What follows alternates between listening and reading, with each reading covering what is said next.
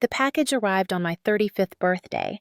I was alone in my Brooklyn apartment sipping tea and pretending it was just another day.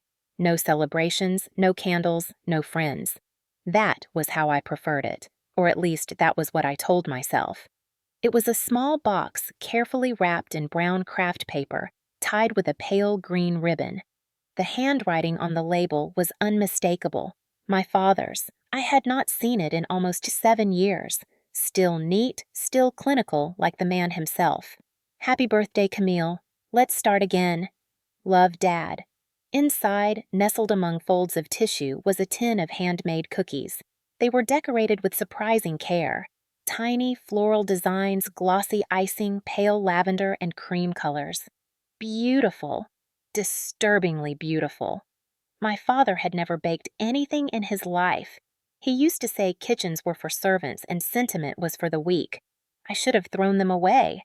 Instead, I brought them to my sister Jenna's house that afternoon. Her 6-year-old Theo loved sweets. So did she. The next morning, my phone rang. It was my father. His voice calm, too calm. So how were the cookies? I told him the truth. I gave them to Jenna and Theo.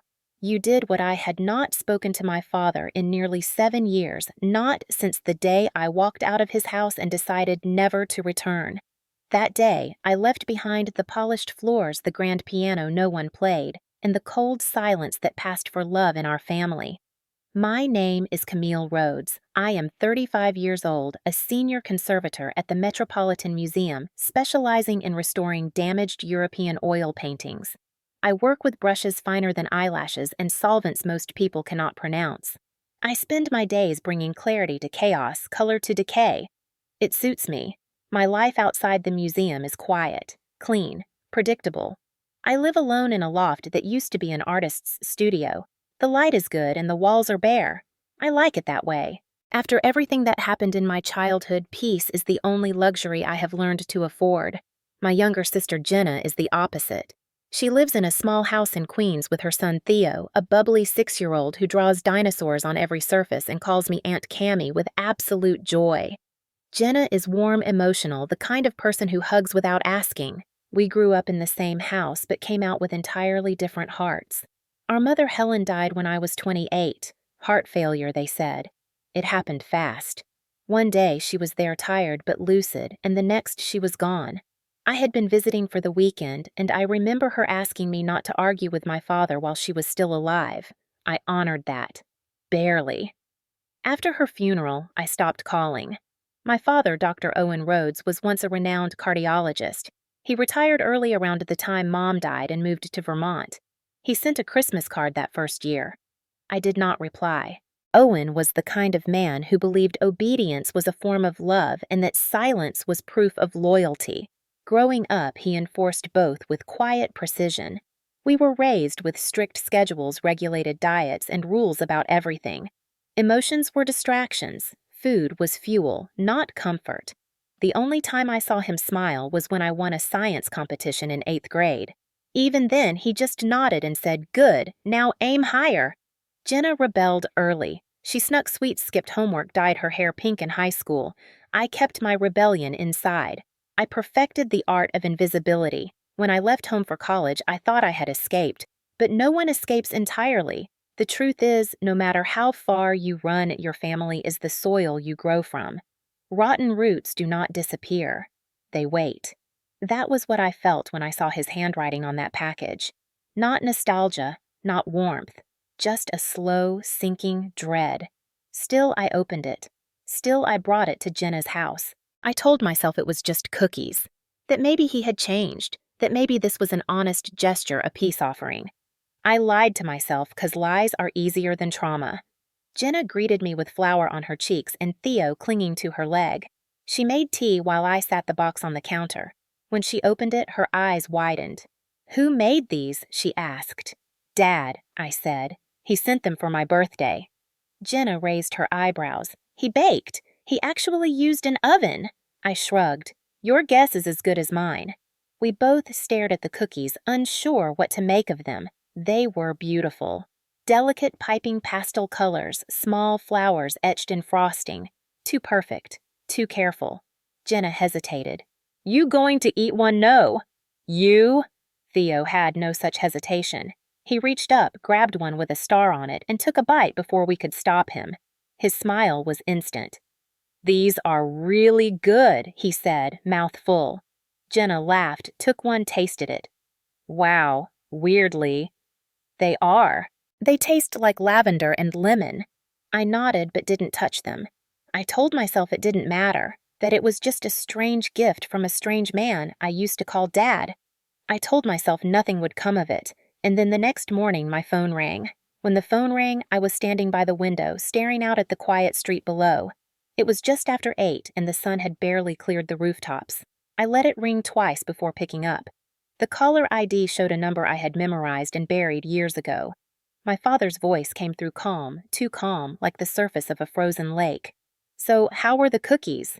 His question was casual, but something about the tone sent a chill down my spine. I hesitated. Oh, I didn't eat them, I said. I brought them to Jenna's. She and Theo love sweets. There was a pause, sharp and sudden like a missed heartbeat. You did what his voice had changed, hard, furious. I stood, frozen, phone pressed to my ear, the city sounds fading beneath the pounding of my own pulse. I said it again more slowly. I gave them to Jenna and Theo. There was no response. Just a click. He had hung up. The silence after was worse than the outburst. I stared at my reflection in the window, my own face pale and confused. I tried calling him back, but it went straight to voicemail. I left a message, something stiff and uncertain. Is everything okay? Did I do something wrong? No reply. A growing unease curled in my stomach. I tried to shake it off to tell myself I was overreacting, reading too much into a strange exchange. But the voice in my head, the one I had spent years teaching myself to ignore, whispered otherwise. I tried Jenna's phone next. No answer. Maybe she was getting Theo ready for school. Maybe they were out. Maybe I was being paranoid. I waited an hour, then another. When a third call went unanswered, I got in my car and drove. The traffic into Queens was heavier than usual. I tapped my fingers on the steering wheel, trying not to imagine the worst. When I pulled onto Jenna's street, I saw the ambulance first, parked outside her small house, lights off but doors open. A police cruiser was nearby. I slammed the brakes, jumped out before the engine even stopped, and ran up the front steps. A neighbor I recognized, Mrs. Kim, stood outside, wringing her hands. Camille, she said, her voice thin. They took Jenna and Theo to the hospital late last night. Something was wrong. I couldn't get details. They looked so pale.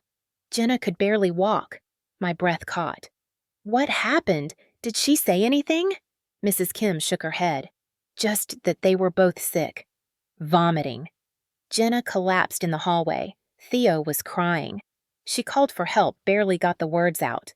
I thanked her and ran back to my car. The drive to the hospital blurred. When I got there, I begged for information. After what felt like an hour of waiting, a nurse finally appeared. Are you family? She asked. I nodded. I'm Camille Rhodes, Jenna's sister. Aunt to Theo. The nurse's face was professional, unreadable. They're both being treated for severe gastrointestinal distress. We're running tox screens to determine the cause. Theo is stable though dehydrated. Jenna's condition is more serious. She's in observation. Can I see them? Not yet. The doctors are still evaluating. Please let me know if anything changes.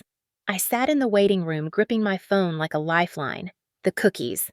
My mind returned to them over and over. Something was wrong. My father's call, his fury. Those cookies weren't just cookies. They were a message. Or worse, a weapon. I thought of Theo, his little smile, the crumbs on his shirt. Of Jenna laughing as she tasted one. And me sitting across from them, smiling like a fool, thinking this was just a strange turn in an old broken relationship. The guilt rose like bile. I had brought that box. I had handed it to them. I had left it there. When the doctor finally approached, his expression was serious. Are you the one who brought the cookies? He asked. I blinked. What? My father sent them to me. I didn't eat any. I left them with my sister. Why? The doctor exchanged a glance with a nurse beside him. We're seeing signs consistent with poisoning. We need to know everything they ingested in the past 24 hours. I told him everything about the package, the call, the silence, the outburst, the sudden illness. A toxicology screen was already in progress. Until results came in, it was all speculation. But I knew. Deep down, I knew. It had been him. My father had poisoned those cookies, and I had passed them on. The detective arrived later that afternoon. His name was Whitaker, early 40s, composed but alert. He sat across from me in a small consultation room and listened carefully as I repeated my story. When I told him about my father's background, his profession, his behavior, something in Whitaker's eyes shifted. "You think your father intended to harm you?" he asked. I nodded slowly. I don't know what else to think. "Those cookies weren't a mistake." He asked if I had kept any. I hadn't. The tin was left at Jenna's. Maybe the hospital had them now. He promised to follow up to send someone to the house. When the interview ended, I went to see Theo. He was asleep pale, his small hands clutching a stuffed elephant. The sight broke something in me. I sat beside him and whispered, "I'm so sorry, buddy. Aunt Cammie's so sorry. I should have known. I should have protected you." I closed my eyes and felt the old ghosts stir. The dinners where only Dad ate well while Jenna and I got cold leftovers as punishment. The times Mom stayed in bed for days, sick with something unnamed. The herbal teas, the strange vitamins, the quiet menace behind every meal. Had it always been there? Had we just survived because we had learned not to trust him completely? I needed answers. I needed the truth. I needed to know who my father really was. I sat in the hospital cafeteria, a coffee growing cold in my hands, when my phone vibrated again. The caller ID was blocked. I hesitated, but curiosity and dread moved my finger before reason could intervene. I pressed answer. Camille came, the voice calm again, almost casual. "My father." I said nothing. He sighed like he was disappointed in me. "I never wanted it to come to this," he said. "You were supposed to eat them." That was the plan. My heart thudded. My voice came out low and shaky. "What plan? What are you talking about? Why?" His next words chilled me. "Do you remember your mother's migraines, the fainting spells I always told her to listen? But she didn't. She fought me. You're the strong one. I thought you'd understand." I stood the chair, scraping back loudly, earning stares from other diners. I left the tray and walked quickly to the nearest empty hallway, needing space. "You poisoned her," I said. "You poisoned Mom." Another sigh. "Camille, it's not poison. It's medicine." Correction. Reinforcement. You children were too soft. You needed strength. I gave you structure order. I gave you everything. My hand shook. "Jenna and Theo are in the hospital. You could have killed them." He paused. "You think this is about them? This was for you. A test, an offering, a beginning." My mind raced. What kind of madness was this? What twisted delusion had wrapped itself around his thoughts? I wanted to scream. I wanted to reach through the phone and strangle him. "You're sick," I said. "You need help." He laughed low and humorless. "Help is what the weak ask for. You were supposed to lead." I see now I was wrong. I hung up. I didn't wait for more. I pressed the screen with such force that the phone case creaked. My breaths came fast. I leaned against the wall, trying to steady myself. He was unwell, deeply, dangerously unwell. But he was also deliberate, intelligent, methodical, and that made him terrifying. I called Detective Whitaker immediately and told him everything: the call, the admissions, the philosophy behind the act. He listened quietly, then asked, "Did he say where he was?" "No. Just more twisted rationalizations." "We're issuing a warrant," he said. "But without physical evidence, it will take time." Time was exactly what I didn't have. Jenna was still unconscious. Theo was awake but weak. And my father, the man I had feared and tried to forget, had made it clear that this wasn't over, not by a long shot. By the time I returned to Jenna's room, she was awake. Pale eyes sunken, but awake. The relief was so sharp it nearly made me stumble. She looked at me as I walked in, her lips cracked but curved upward. "Camille," she whispered. I sat beside her, took her hand, held it tighter than I meant to. "You're okay," I said. "Theo is okay." She nodded slowly, eyes flicking toward the ceiling like she was still trying to orient herself. My stomach still feels like it's twisting, but they gave me something. "Where's Theo?" "In the children's wing. He's sleeping. You both are going to be fine." There was a silence, a heavy pause between us. Then she said, "It was the cookies, wasn't it?" I didn't respond immediately. She read the truth in my face. "Of course it was," she murmured. "Why now? Why like this?" I told her about the call, the questions, the fury. Her eyes filled with tears, but she didn't cry. That scared me more. "Do you remember Mom's teas?" Jenna asked suddenly. "The ones he used to make for her after fights." I nodded. She hated the taste, always said it was bitter. She'd drink them anyway, because he said it would help. "I used to watch him, Camille.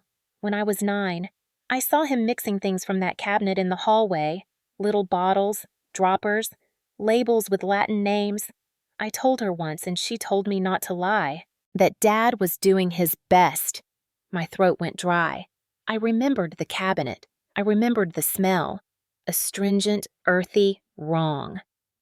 "Do you think he killed her?" I asked. Jenna's lips trembled. "I think he broke her long before she died. And yes, I think when she finally said she was leaving, when she told him she wouldn't stay quiet anymore, he made sure she couldn't go anywhere. That was when the nausea hit me full force. Not the kind from food, but the kind that comes when the world tilts under your feet. I told her about the police, the toxicology, the warrant. Then I told her what I had to do. "I'm going to Vermont," I said, "to his house. I need to see it for myself." "No," she said, gripping my wrist. "Are you insane? What if he's there? What if he tries something?" "I can't just sit here. I need answers. I need to understand how deep this goes. I need to find out if there are more people, if this was part of something bigger." She stared at me for a long time, then finally let go. "Be careful. Please." I left the hospital that evening and drove straight through the night. I didn't tell anyone else. Just packed a bag, grabbed a flashlight, and headed north. The roads were empty, the silence deafening. I reached the town just past dawn. His house sat at the edge of a dense forest 2 stories wide, siding the porch sagging slightly. It looked ordinary. That made it worse. I parked down the road, hidden behind trees, and approached on foot. The front door was locked, but the back yielded after 2 hard pushes. Inside, it smelled like dust and lavender. The furniture was old, mismatched, nothing like the minimalist house I remembered from childhood. But the strangeness wasn't in the decor. It was in the kitchen. Jars lined the shelves, each labeled meticulously. Some contained dried herbs, others powders, others something darker, denser. A few bore names: Margaret, Elise, Jenna, Camille. My breath stopped. A small metal tin sat on the counter. Inside was a single cookie, identical in style to the ones he had sent me. Next to it, a notebook. I flipped it open. Recipes, but not for food. Formulas. Dosages. Notes about reactions. Trials. Control variables. It read like a scientist's log, except the subject was human pain. There were entries dated as far back as 1984. One in particular made my blood run cold. Lillian R., age 14, dosage increased, vomiting persistent, night sweats, signs of resistance, reduce mixture and observe. Lillian, that was my aunt, the sister my father never talked about. She died young, I had been told. A tragedy. Now I wasn't so sure. Upstairs in a locked drawer, I found photos. Children. Girls. Notes scrawled on the backs. Observations. Dismissals. A ledger with initials and dates, and one final envelope labeled Camille. I didn't open it. Not yet. I was shaking too much. I took photos of everything with my phone, every page, every jar, every name. Then I left quietly before he came back. If he ever left at all. I didn't sleep that night. I drove back to New York with a pit in my stomach and a fury rising in my chest. I handed everything to Detective Whitaker the next morning. His expression changed as he flipped through the images. "This is more than enough," he said. "We're escalating." The words barely registered. My mind was still in that kitchen, still staring at my name on a jar, still wondering how close I had come to dying. Or worse, how long I had lived under the illusion that I had survived something when in fact it had just been delayed. The days that followed blurred into a haze of phone calls, police reports, hospital updates, and sleepless nights. Theo was improving steadily thanks to early intervention, but Jenna remained weak and emotionally drained.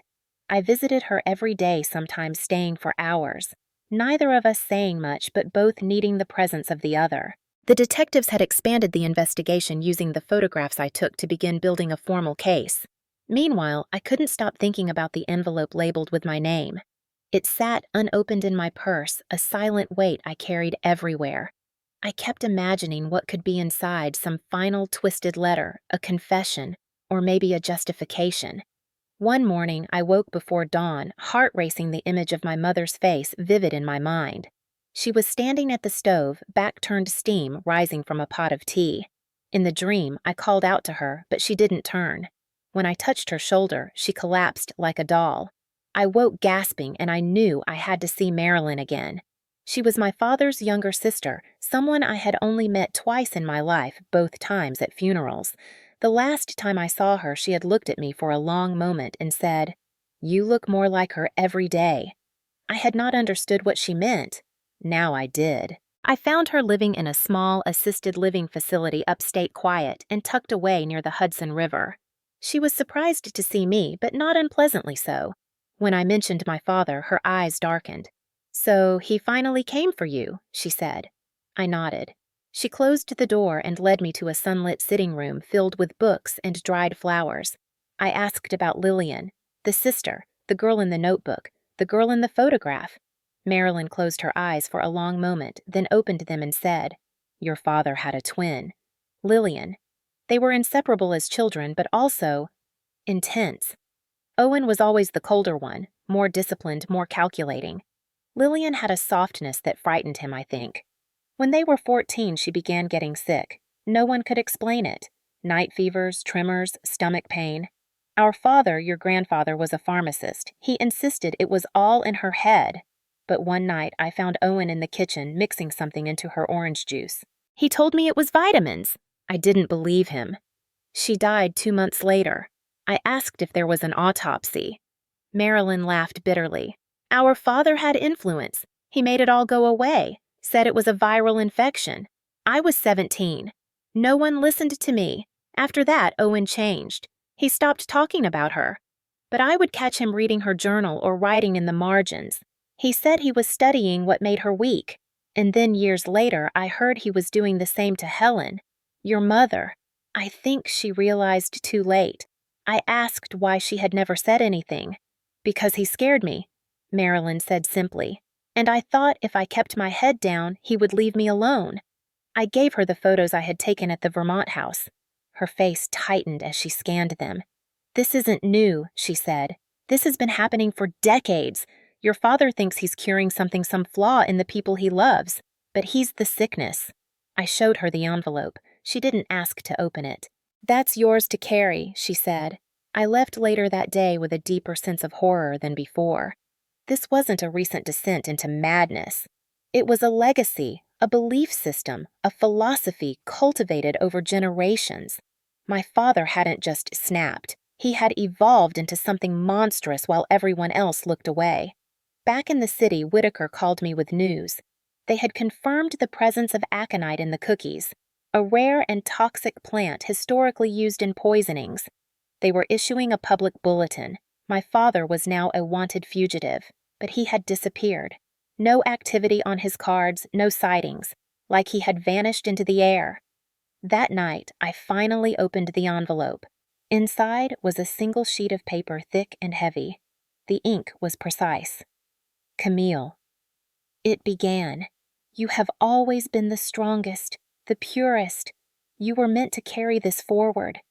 Jenna was too soft. Theo was an error.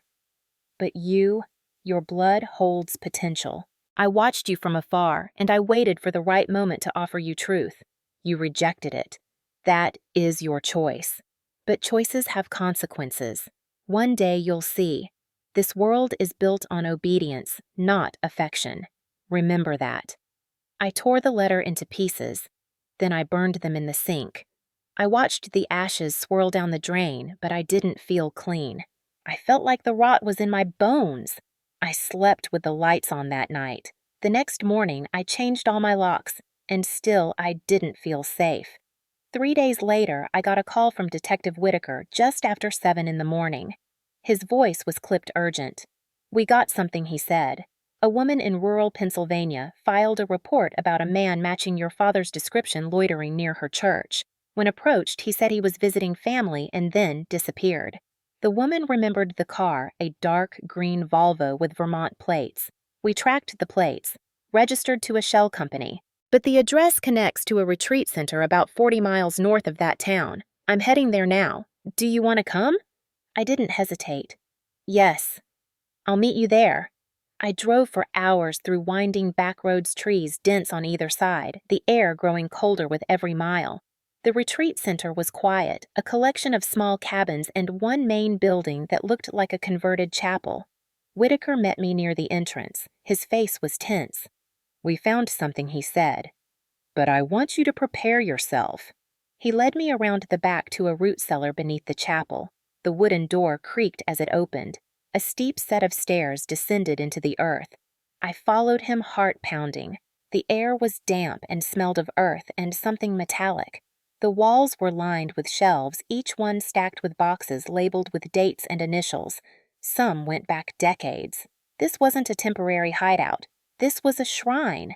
In the center of the room was a table. On it sat a small glass vial half full of dark liquid. Next to it, a cookie, identical in style to the ones from the birthday box. Neat piping, a tiny lavender flower in the center. Whitaker handed me a sealed bag.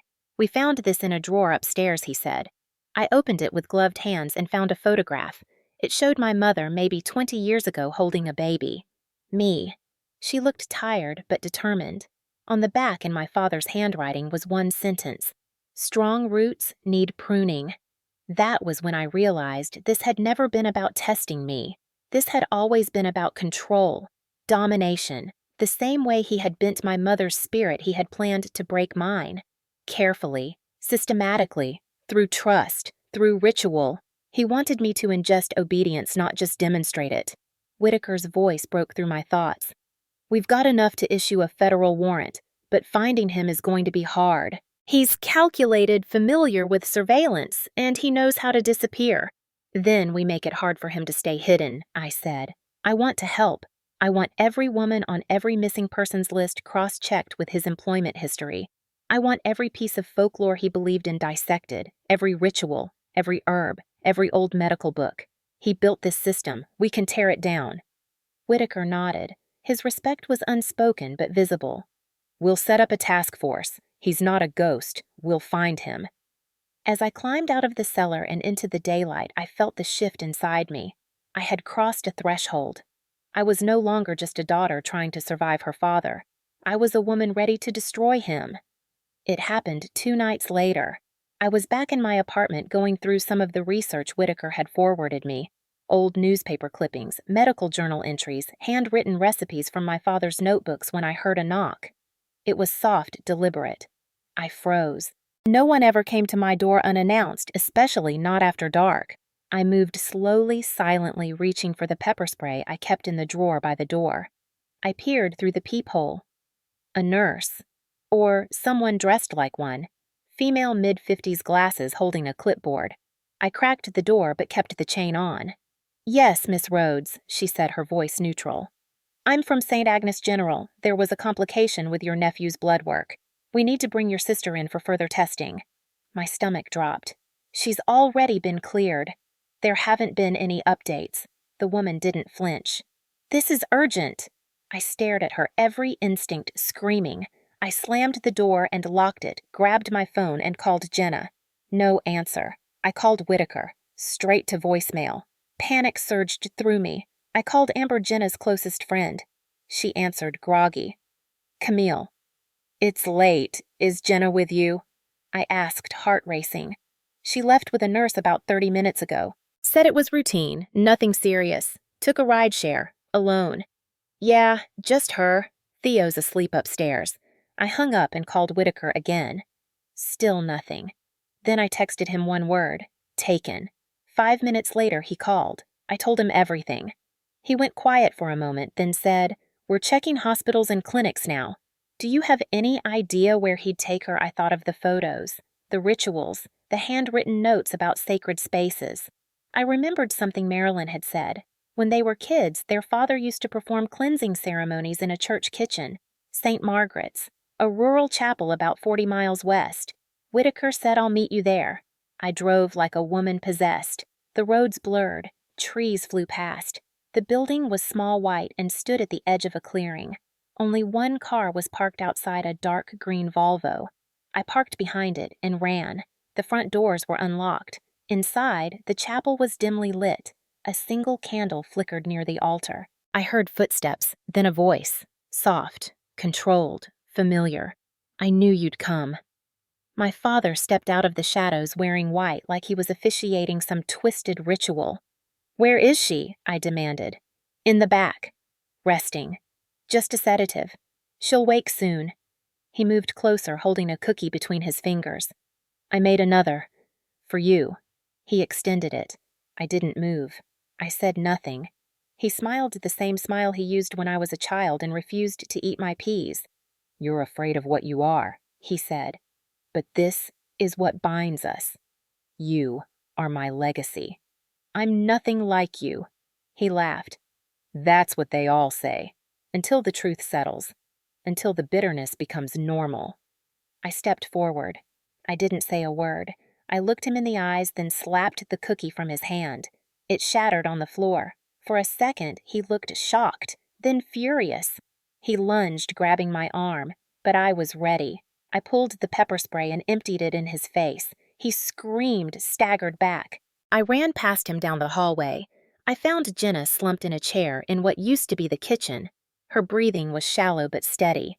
I dragged her out just as Whitaker and backup burst through the main doors. My father was still screaming, clawing at his face, muttering about purity, about obedience, about failure. They took him down hard, cuffed him. I didn't stay to watch. I sat on the front steps holding my sister's hand, breathing hard. The night air was cold, but I was finally free. The trial never happened. My father was found dead in his holding cell 3 days after the arrest. He had hoarded small amounts of cleaning chemicals and ingested them. The coroner called it suicide. I called it one final act of control. He left behind no note, no confession, just the same silence he had used as a weapon all his life. But the evidence was overwhelming. His journals, his formulas, the toxicology reports, the testimonies from people he had manipulated and harmed. It was all documented, now all real. For so long, I had questioned my memories, second-guessed my instincts. But there it was in black and white. The monster had a face, a name, a trail. Jenna recovered slowly. Theo bounced back faster, as children often do. I moved in with them for a while, filling the empty space with presence, not words. We didn't talk about what happened right away. Some things take time. Trust takes longer. I started therapy. Real therapy. Not the quiet intellectual unpacking I used to do in my head, but the messy kind with tears and silence and anger. One day my therapist asked me if I thought my father ever loved me. I sat with that question for a long time.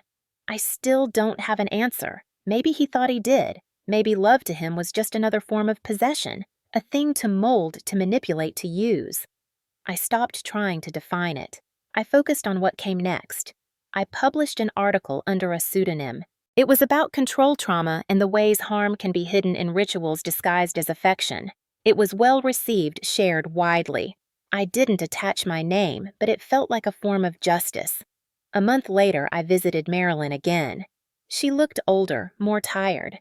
We drank tea in her garden, and for the first time she showed me a journal she had kept during her youth. It contained pages about Lillian's sketches of symptoms, whispered suspicions. She had tried to warn people, but no one listened. I promised her that someone was listening now, that her voice mattered. She cried. I didn't. I had shed all my tears. I had grown something harder in their place. But it wasn't bitterness. It was resolve. On a warm spring morning, Jenna and I took Theo to a small plot of land on the edge of the city and planted a garden. Sunflowers, herbs, tomatoes. We named it Lillian's Garden. Theo made a sign and painted the letters himself. He didn't understand the full story, but he understood enough. That bad things can hide in plain sight. That family is something you build, not something you inherit. That healing is slow but possible. Sometimes I still dream about the cookies. I dream I'm biting into one and everything goes black. But when I wake up, I remind myself that I chose not to eat them. I chose to live. I chose to resist. I chose to believe my instincts. That is the legacy I want to pass on. Not fear, not pain, but clarity. One evening, as we watched the sunflowers lean toward the light, Jenna said, "You saved us, you know." I looked at her and said, "We saved each other." And then we sat in silence, letting the breeze carry everything else away. In the months that followed, I came to understand that survival is not the same as healing. Survival is reflex. Healing is choice. It took me weeks to stop flinching every time the doorbell rang, to eat something I hadn't prepared myself to sit in sunlight without imagining the weight of shadows behind me. My father had weaponized the ordinary cookies tea affection, and for a time he made me believe that love must always come with pain. But he was wrong. The truth is, love does not require sacrifice. It does not test you. It does not hurt you to prove its depth. Real love is gentle. It nurtures. It listens. These lessons did not come easily. They came through trembling hands, whispered conversations, and long nights staring at ceilings. They came through Jenna's slow recovery, through Theo's innocent resilience, through every time I chose connection over fear. I started volunteering at a support group for survivors of family-based psychological abuse. We met once a week in a quiet church basement, sharing stories and silences. Some of us had words for what happened. Some only had feelings. But together we made a language out of pain and eventually something softer. I brought art supplies one evening, old brushes, scraps of canvas. I asked if anyone wanted to paint what healing might look like. One woman drew a house with a broken fence and flowers growing wild inside. A man painted a bridge made of glass. I painted a teacup with cracks running through it but filled with gold. Kintsugi, the Japanese art of mending broken pottery with gold. A reminder that what's damaged can still be beautiful. Sometimes more so. I never used to believe in symbolism. I used to think it was indulgent. Now I see it everywhere. In Jenna's laughter as she reads bedtime stories to Theo. In the way I no longer avoid mirrors. In the garden where the sunflowers grew taller than Theo by midsummer. I see it in my own hands, steady now when I restore paintings at the museum. I understand now that healing is not forgetting. It is remembering safely. It is carrying the truth without letting it crush you. My father left behind journals formulas, a trail of damage disguised as discipline, but he did not get the last word. That belongs to us, to the ones who name the harm, who plant new roots, who choose softness in a world that taught them to harden. Before the case was closed, Detective Whitaker gave me a box of evidence. Inside was a single cookie wrapped in a sterile bag, half broken. It had been recovered from the church kitchen. Tests confirmed it matched the formula in the journal. But it also bore something else, a partial fingerprint, a woman's, from a case that had gone cold 30 years ago. Her name was Elise Martin. She had disappeared after dating a young doctor named Owen Rhodes. The print finally closed her case. I held that bag in my hand and felt the weight of it. So many years. So many silenced lives. And now a name restored. A chapter ended. I didn't keep the cookie. I asked that it be cremated, the ashes scattered in Lillian's garden. Not as tribute to him, but as a promise to the women who never got to tell their stories. They live now in every sunflower, in every truth spoken, in every child protected. And when people ask me, "How did you survive?" I tell them this. I stopped trusting what was never meant to nourish me. I started listening to my own voice. And I learned that sometimes the most radical act of love is saying no. No more silence. No more lies. No more cookies.